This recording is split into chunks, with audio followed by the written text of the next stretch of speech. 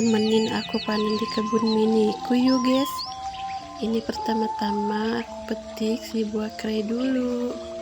Ini buahnya ada 2, tapi yang satu lagi nggak ke video, aku lupa. Ini udah besar, aku nggak tahu ini kalau ini timun. Terus lanjut yang nomor 2, kita ambil si timun baby.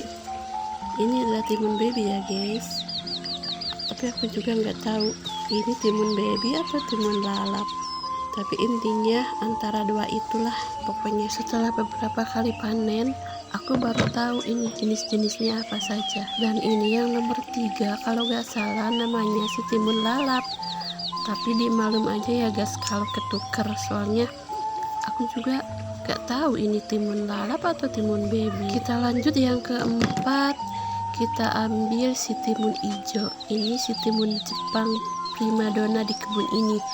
Aku bilang primadona karena dia yang paling banyak berbuah.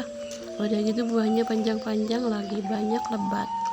Dan ini udah yang kesekian kalinya, makanya buahnya nggak begitu bagus. Kita lanjut ke timun yang terakhir. Ini adalah si timun buntet, itu yang pendek besar. Ini namanya timun rujak. Walaupun dia bentuknya besar begini, tapi ini muda, dalamnya itu masih kecil-kecil. Ini enak manis. Dan ini adalah namanya zucchini, tapi aku gak mengambilnya ya guys, karena ini buahnya cuma 1. Aku akan jadikan bibit mandiri. Kita lanjut ke bayam hijau. Kita cabut-cabutin yang besar-besarnya aja, soalnya yang kecil nanti tumbuh sedikit-sedikit membesar setelah diambil yang gede-gedenya. Setelah yang hijau selesai, kita cabut ke bayam berwarna-warni ini, yang warna merah, yang batik, yang hijau juga ada, tapi ini hijaunya hijau besar, bukan yang hijau cabut seperti yang tadi. Dan ini dia hasilnya, lumayan kan? Nanti aku akan bagi-bagikan ke tetangga. Sekarang kita lanjut ke bagian si kacang buncis ini. Ini udah berbuah tapi pendek-pendek ya guys, nggak tahu kenapa, nggak tahu keseringan hujan atau telat dikasih pupuk, entahlah. Intinya dia itu pendek-pendek, tapi jangan salah lah, ini rasanya manis, enak. Aku kemarin pernah merebusnya dan rasa itu sangat manis. Ceritanya ini adalah panen akbar, maksudnya panen besar pertama, panen besar-besaran. Lihat ini hasilnya.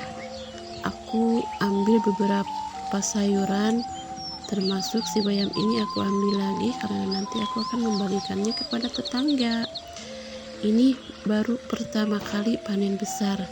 Biasanya aku panen dikit-dikit aja. Hari ini aku sengaja panen yang banyak biar tetangga juga bisa ngerasain hasil dari kebun miniku guys. Sekarang kita lanjut ke bagian si pakcoy ini yang aku gantung-gantungin di bambu dan di toples bekas sosis itu loh yang sering aku videokan.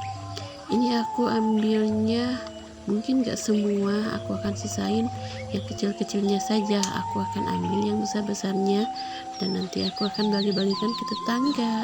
Jujur rasanya ini seneng banget bisa petik-petik seperti ini. Kenapa ya gak dari dulu saja aku berkebun di sini?